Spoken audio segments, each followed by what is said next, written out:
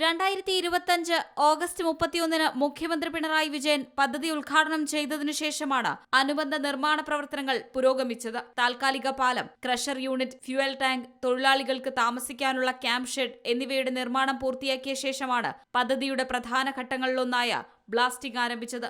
ബ്ലാസ്റ്റിംഗിന്റെ അപകട സാധ്യത മുൻനിർത്തി കർശനമായ സുരക്ഷാ ക്രമീകരണങ്ങളോടെയായിരുന്നു ചടങ്ങുകൾ.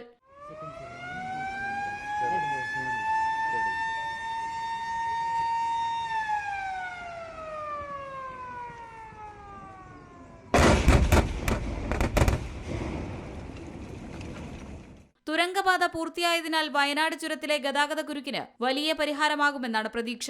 വയനാട്, കോഴിക്കോട് ജില്ലകളെ നേരിട്ട് ബന്ധിപ്പിക്കുന്ന ഈ തുരങ്കപാതയ്ക്ക് 8.73 കിലോമീറ്ററാണ് നീളം. കൊങ്കൺ റെയിൽവേ കോർപ്പറേഷൻ ലിമിറ്റഡാണ് പദ്ധതിയുടെ നടത്തിപ്പിനും നിർവഹണത്തിനും ചുമതലപ്പെട്ടിരിക്കുന്നത്. കിഫ്ബി ഫണ്ട് ഉപയോഗിച്ചാണ് പദ്ധതി നടപ്പാക്കുന്നത്. 2134.5 കോടി രൂപ ചെലവിൽ 4 വർഷം കൊണ്ട് പദ്ധതി പൂർത്തിയാക്കാനാണ് ലക്ഷ്യമിടുന്നത്. ചടങ്ങിൽ പൊതുമരാമത്ത് മന്ത്രി PA മുഹമ്മദ് റിയാസും ജനപ്രതിനിധികളും ഉദ്യോഗസ്ഥരും പങ്കെടുത്തു. Zee Malayalam news, Wayanad. ഏറ്റവും പുതിയ വാർത്തകളും വിശേഷങ്ങളും വിരൽത്തുമ്പിലറിയാൻ സീ മലയാളം ന്യൂസ് എല്ലാ ഡിജിറ്റൽ പ്ലാറ്റ്ഫോമുകളിലും ലഭ്യം.